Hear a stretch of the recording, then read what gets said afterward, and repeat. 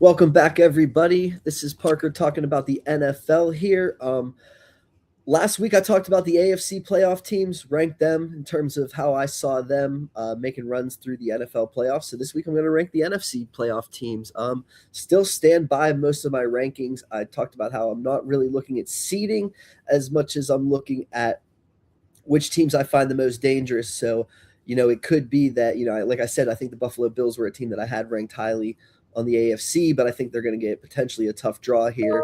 If they draw the sixth seed, they're going to have, two tough games, and their second game is probably going to be at Denver, who's coming off of rest. That's going to be a really tough spot for the Bills. So, moving forward with the NFC, like I said, I'm just going to talk about some of these teams that I think are going to be, the toughest to play, teams that nobody wants to see, everything like that. So starting obviously with number 7, Tampa Bay Buccaneers or the Carolina Panthers, whoever wins that game. And when you look at it through both lenses, you almost think for the Panthers, obviously they'd be disappointed if they lost, but for them to go 8-9 after how the past few seasons have gone for them and to have some life. And I think really, the biggest thing is that Dave Canales looks like he's a winning head coach, and he's got a pretty good defensive coordinator in Ezra. So they have two, good things going for them that are really at the top here.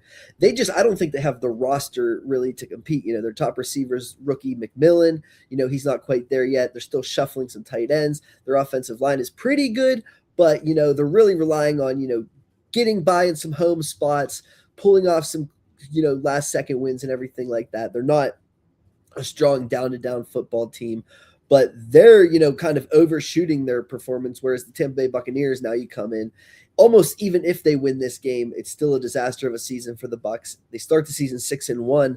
And what's so funny is that through the majority of the 6-1, you said, oh, well, Chris Godwin's banged up, and even Mike Evans started to get banged up in the middle of the year. And then Tristan Wirfs missed the first couple games of the season.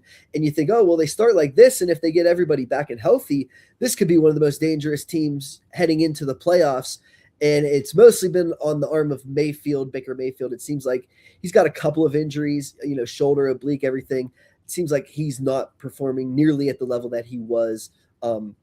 Some offensive line pieces are falling apart. I know they missed Tristan Wirfs last week, but he's been around through this duration of this 1-7 stretch, which is what makes it so crazy. And then they've obviously, in the past couple games, they've got all 4 of their receivers, Chris Godwin, Mike Evans, Emeka Egbuka, and Jalen McMillan are all 4 healthy, although it looks like Egbuka has hit a wall. So it seems like, everyone's just kind of hit a wall here in Tampa Bay. The defense isn't doing, earlier in the season, they're kind of overshooting their expectations. Some issues, slow linebacker play, some issues in the secondary were not being exposed. And now all of a sudden, the pass rush wasn't, consistent enough. And now all of a sudden, all those things are just coming to light and being exposed despite the fact that they're a relatively healthy team. So it's tough to say, but either way, I can't see either of these teams, even at home, pulling off a win, especially when you consider they're going to get one of these NFC West teams, whether it be the Seattle Seahawks or the Los Angeles Rams. And I know in the Carolina Panthers scenario, they did beat the Los Angeles Rams at home earlier in the season, but I still find it hard to believe if either of those teams got a home game in the playoffs. I don't think the Rams or the Seahawks are going to be losing those games. So moving on to the 6th team, the Green Bay Packers, who are drawing the 7 seed here. And that's obviously an issue for them, but the biggest issue is that they're not only missing Micah Parsons, who's their best player, then they're missing Devontae Wyatt, who of their top 4 players on their defensive front, those are their 2 best players. Rashawn Gary is underperforming. Lucas Van Ness has been injured and has only been playing rotationally since he's been back. And the rest of their interior, aside from Wyatt, has just been a shuffle anyways. So all of a sudden they went from, 2 big boys and look at all these great complementary pieces to these are just complementary pieces, and that's not nearly good enough right now. So they're missing in a big way there. The right tackle is banged up, Zach Tom. We have no idea when he's going to come back. Elton Jenkins, their center, he's out, and he's not going to come back. So Sean Ryan, a guard, is essentially playing center right now. They've had some snap issues already. And then Jordan Love is banged up right now. I think he'll be back by the playoffs. But still, then you add in, like I said, I think Tucker Kraft is the only other big name that I think I haven't mentioned yet. And it's such a key name because the tight end really makes the run game go. And then when you bring the run defending bodies on, Kraft is such an impact pass catcher that he creates significant mismatches. They actually, so they split the duties of, John Fitzpatrick was their blocker, Luke Musgrave was their pass catcher, but now Fitzpatrick is injured. So it's really hindering their run game, especially without a center and a right tackle. So they're limping into the playoffs. They were already potentially, it seemed like they had been underperforming their expectations all season, and their down to down offense has never been consistent with Jordan Love. And it seems like whether it's Matt LaFleur or Love, they just can never get consistency. They lean heavily on 3rd and 8, converting for 30 yards. And that's just not a way to consistently win in the NFL. When you have a really good defense and you can draw it up, you can win specific games and you can make it to the playoffs. But it leaves them in this scenario, especially shorthanded, where you don't think that they can make a run. The only thing that you could argue with the Packers is that they're potentially going to draw the Chicago Bears, and you think these are first off division rivals, second of off, LaFleur has done pretty well, not only against the Chicago Bears, but also in 2 games against Ben Johnson. He's led by multiple scores in the fourth quarter against the Chicago Bears. The Green Bay Packers have. So if you were asking the Bears which team maybe would you want to draw, maybe the Packers are saying, hey, we've had a fourth quarter lead against the Chicago Bears consistently. Maybe that's a team that we're okay drawing, even though we're a little more banged up than usual. And then if you're the Bears, especially Bears fans are saying, we do not want to draw the Packers just because we know the history of when we meet up with the Packers, what happens. So there's potential for that. And that leads me to the 5th team here, which is the Chicago Bears, who I see as a fun team, an exciting team, team on the rise, especially when you look at Colston Loveland and Luther Burden have become arguably their 2 best weapons. And then Kyle Monangai, you figure kind of like their 3 best weapons are rookies. And you think that Ben Johnson has had a huge hand in that. Now they have a few other pieces, coming together. They went out and signed 3 interior offensive linemen. It's all been a hit. Caleb Williams has slowly taken that step. It's been fun. But when you look at them in terms of are they serious contenders, you say, first off, Ben Johnson's been a great coach, but it is going to be his first run head coaching in the playoffs. He's already made a few mistakes as a head coach. He's obviously comes up with really good game plans, but it seems like especially fourth quarter decision making and time management are some things that may end up biting him when it comes to some of these big moments. And then Caleb Williams, it's his first playoff experience. You tend to bet against these quarterbacks before they start to get experience. They typically tend to struggle in their first time in these high pressure games, and they don't realize that it turns up to a completely different speed in the playoffs. And a lot of these quarterbacks are maybe a tick or 2 behind until they realize that this turns up into a different speed. And you already look at the Chicago Bears and think that their offense is clunky already. They're another team that leans on those big plays, and they lean on, Ben Johnson comes out with a fire game plan. They can punch teams in the mouth. Then they can go through their lulls when they punt the ball, or Caleb Williams makes big mistakes, or they can't tend to run the ball for, bits and spurts of time.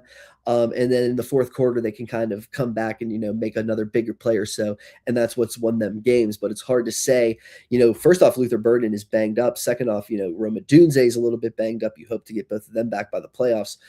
But either way, a team leaning heavily on a guy, Colston Loveland's been a revelation. He's a mismatch. He puts defenses in binds situationally, especially when you have Cole Kmet as a second tight end. It really puts defenses, they have to go heavy. And then you throw with a guy like Loveland, he gets mismatched consistently. But you're still talking about Loveland is a rookie, Burden's a rookie, Monangai's a rookie, Johnson's first year head coaching, Caleb Williams' first year as a quarterback. And this is a team that typically is leaning on their offense, although their defense is good in terms of they get turnovers consistently. But, it's easier to get, and I know they got a pick 6 against Brock Purdy, but then they, gave up 42 points and everything like that. But it's also easier to, get turnovers against some of these guys like Spencer Rattler and things like that. They're heavily reliant on those turnovers, but if those don't come in the playoffs, they're not going to make a run either. So, especially because down to down, they're not a good defense, and the 49ers expose that. And really, whether it be Austin Booker or Montez Sweat, they don't have an edge presence, and then their interior pass rush isn't quite good enough either. So they have a pretty good defense. When they get those turnovers, it's pretty successful.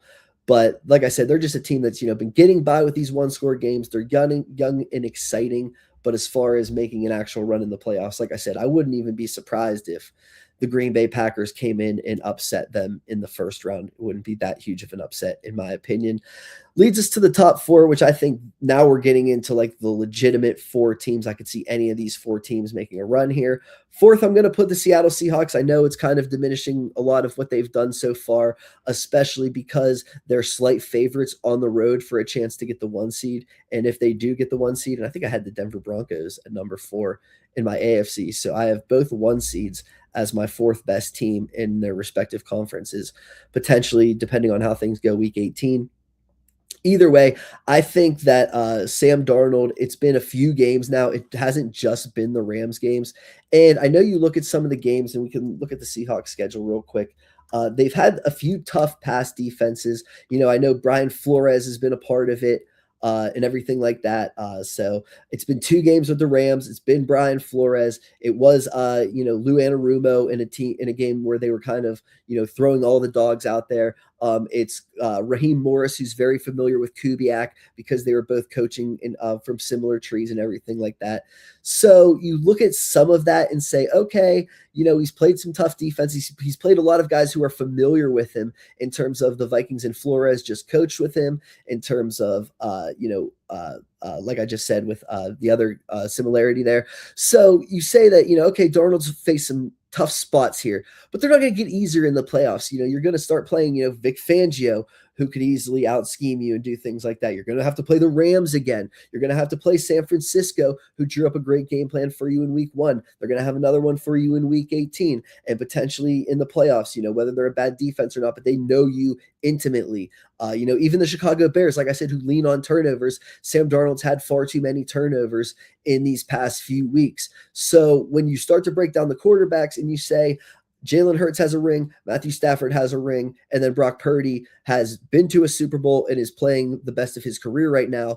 And you say Sam Darnold was awful in week 18 last year and then was awful in a playoff game at the Rams. And now he's been awful, not awful, but he hasn't been great for about 4 or 5 weeks now. You say, is this really, especially compared to some of these other NFC teams, is this really the guy that we can get jump our bandwagon on? And then you think, it is Mike McDonald. He's been a really good head coach, obviously, but it is going to be his first experience as a head coach in the NFL playoffs. He's been a defensive coordinator in the playoffs, but obviously completely different there. Still some shuffling and things like that on defense, although I think their defense will be just fine. I think as long as their offense can avoid turning the football over. But when you look at it, they have JSN. Rashid Shaheed hasn't been a boom in offensively since they've traded for him. He had that huge return that changed the Rams game. So he's been a hit, but he hasn't changed the style of offense that they play. Hasn't changed any of the dynamics. They still struggle to run the ball. Charles Cross, their left tackle, is a little bit banged up. All these put together make you say, I don't know if this offense is going to be clicking at the right time, and I don't know if this defense is quite experienced in these big moments enough for them to get these huge stops when they matter the most against these quarterbacks who either have rings or have multiple playoff wins. So that's where I put the Seattle Seahawks. At number 4, I still think they're obviously, if they win playoff games, it's going to be because their defense wins games and Sam Darnold does not turn the football over. So that's all they really need out of Sam Darnold. Number 3, I almost put them at number 4, but maybe I'm just riding the high off of Sunday Night Football. And I do actually think the Seahawks could win on Saturday night in San Francisco, but I will put the 49ers as the 3rd best team because, like I just mentioned, Brock Purdy has been excellent, and now he was able to do it in a situation where they lost Trent Williams and they did not have George Kittle going into the game. So a lot of what you said throughout Purdy's career is, he's had a super team of, Debo and Ayuk and McCaffrey and Trent Williams and Kittle, and it just goes on. And now you start to say, Debo and Ayuk have not been there. Trent Williams was out that game. George Kittle was out that game. Yes, they had Christian McCaffrey, but if you watch that game, Brock Purdy was making significant plays out of structure. He was the one really, making precise throws, hitting his guys. Pearsall and Jennings had big games. A lot of it had to do with how excellent Brock Purdy played in this game. So if you have somebody like Brock Purdy making plays out of structure, and you have Kyle Shanahan, who's been able to win with quarterbacks who typically just have to run the system. And it's always been the thought is, well, if Shanahan had somebody who could just take the offense a step further, his offense is already good enough to, get him to the Super Bowl against the Kansas City Chiefs. He just doesn't have that somebody who can, when they really need to make one play to win the game, he doesn't have that playmaker at quarterback. Now, all of a sudden, you're looking at Purdy and saying potentially he could be that playmaker. You potentially would see Trent Williams sit out this week and George Kittle so that they can get healthy for the playoff run. So if the offense is healthy enough in terms of Pearsall and Jennings at receiver, Kittle at tight end, left tackle Trent Williams is healthy, McCaffrey's in there, Juszczyk's in there, as long as that's all there, this offense can compete with anybody, and they're going to be one of the hardest outs in the NFL, and it's going to come down to the final possession because they can score on all of these teams, and I know they haven't played excellent defenses yet, but they're scoring literally, 40-something points a game, and they're struggling to punt the football, these last 3 weeks. So I know they're not playing great defenses, but still, 40 points against somebody is, 20-something against the Seahawks, and you say, can the Seahawks score 20? Sort of thoughts like that.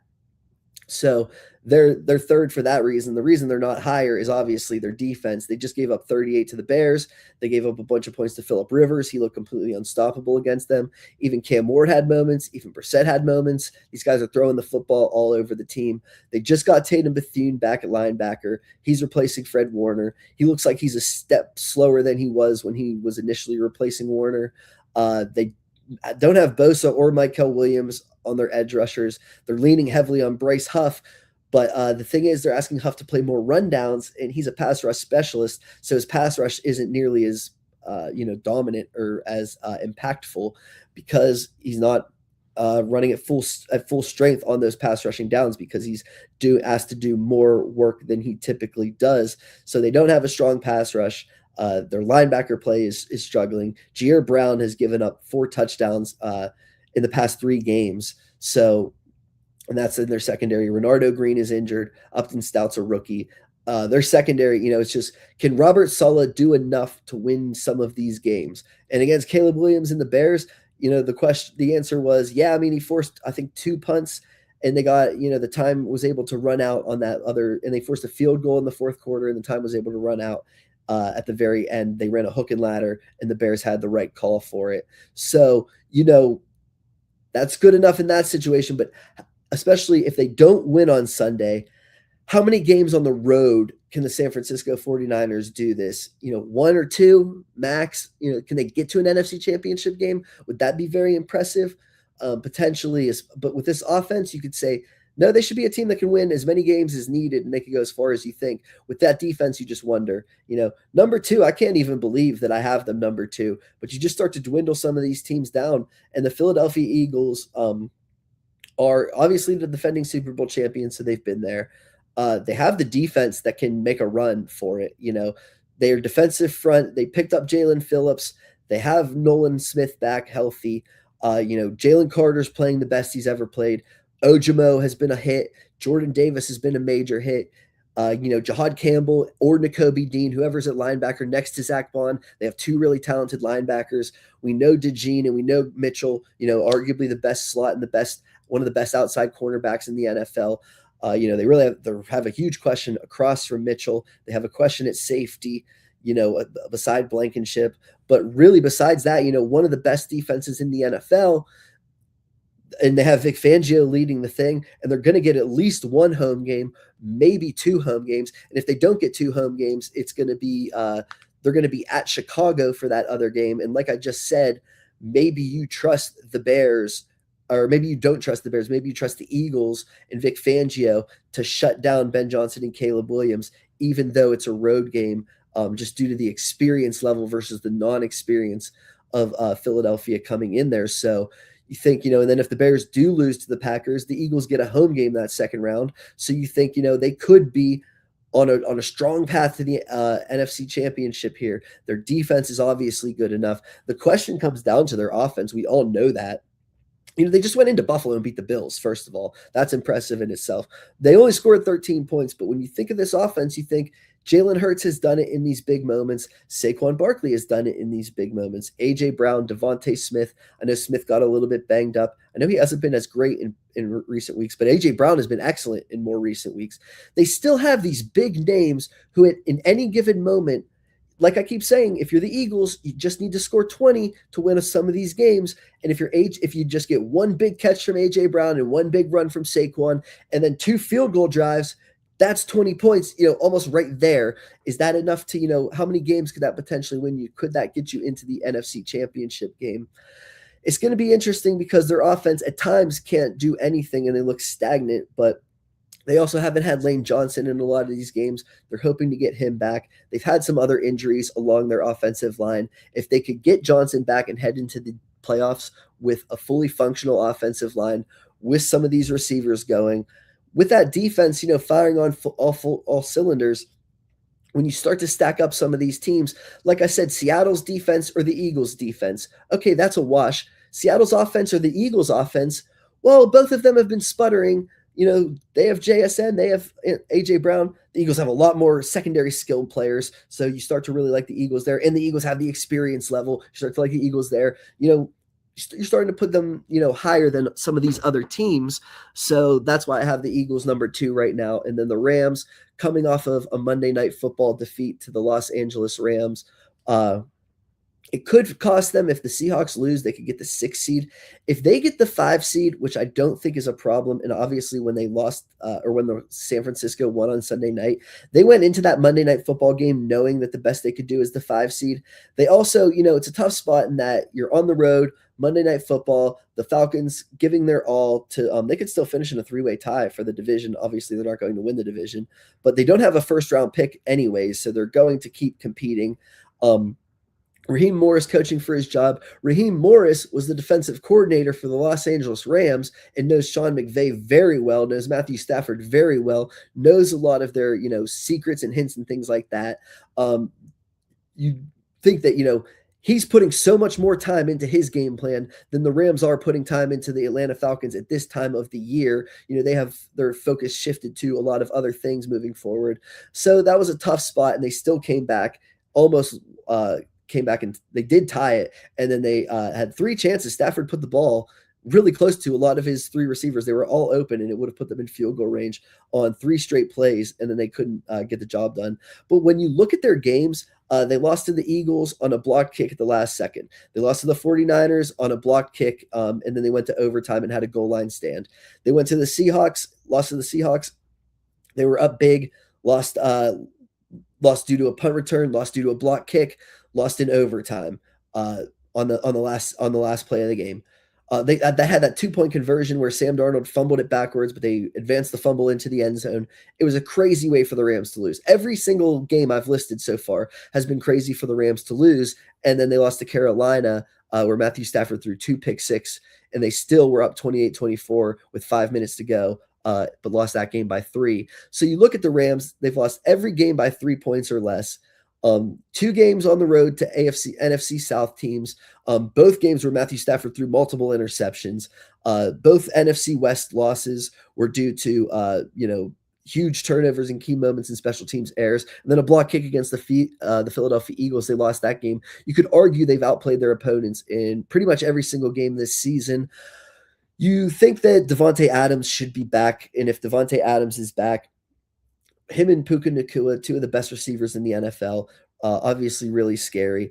Their offensive line has been good enough. Their run game with their run scheme due to Sean McVay, really scary. Their ability, they've gotten Terrence Ferguson working as a tight end. So their offense, like I basically said, as long as Matthew Stafford doesn't throw interceptions and one of them leads to a pick six, they're probably going to be just fine, or they're probably going to win the game. And as long as their field goal kicker doesn't miss kicks, if their field goal kicker doesn't miss a kick and Matthew Stafford doesn't throw a pick six, the Rams are probably going to win the Super Bowl, is how you really break it down. So even if they come from that 5 seed, the 6 seed will obviously be a little bit tougher, but the 5 seed, you think about it and say, okay, yeah, they lost to Carolina, But like I said, they just outgained Carolina significantly. We're just a few dumb turnovers away from beating Carolina pretty handily, and they would go into their Carolina being significant favorites. Then potentially their next game would be against another NFC West team, a team that they're very familiar with. They already beat San Francisco on the road, and they beat Seattle once already this season, although that was at home. Either way, you look at some of these teams and say, and like I said, they outgained the Philadelphia Eagles and went into their house and almost beat them in Philadelphia earlier this season. So you would think and say that if they can get Devontae Adams back and if Stafford doesn't turn the football over, their defense has some issues in the back end, but with their front four, with Verse, with Kobe Turner, with Fisk had a really nice game last week. Byron Young made a Pro Bowl. They get Josiah Stewart rolling as a pass rushing presence and everything like that. So as it stands right now, I have the Rams still, despite their 0-2. And I kind of like them losing 2 games before the end of the season, then getting the Cardinals to kind of dust things off, get their momentum to head into the playoffs, and then potentially, win out and everything like that. I think that's better than rolling in on like a 10-game winning streak and thinking, when's that loss going to be? When's that loss going to be? Everything like that. And, you think of a team like Denver who could be rolling in on like a 12-game win streak, have a bye week, halt that win streak, and then have to come out. How many times have we seen, I can think of the Ravens most recently losing to the Titans at home in the playoffs a few years back. We've seen it a few other times where teams are rolling on a win streak, come into the playoffs hot with the 1 seed, get that bye, and then start that next game really slow. So the Rams aren't going to have that. I think they're going to be just fine as long as they can dust themselves off against the Cardinals this week and Stafford doesn't turn the football over. So that's what I think. If you listen to my last podcast, I think it's going to be the Rams versus the Texans in the Super Bowl. I think the best offense against the best defense. 2 of the hotter teams in the NFL. They squared off week 1. It was a really thrilling game down to the final seconds. I know it's 14-9, but it was a really fun game to watch. That's what I think is going to happen. I think it's going to be. I think we're going to get Buffalo against Denver because it's going to be the 6 and the 1 in the second round. And I don't know if Buffalo can pull that off, but if they can, I think it's going to be Buffalo versus Houston or Houston versus Denver. In both spots, I like Houston because Houston gets Buffalo at home where they already beat them, or they get Denver and they really outplayed Denver. I know it was in Houston, but CJ Stroud sat out that game. So I would love to see Houston go on the road to Denver. They'd be catching some points. I would really like that. And then, like I said, the Rams, I think they beat whoever the NFC South team is. And then I think they potentially get the Eagles that next round. And then they have the NFC West champion all over again. And I think they could take either NFC West team. So Rams over Texans. That's how I see the playoffs breaking down. And I will probably break down the matchups here next week around this time. So talk to you guys soon.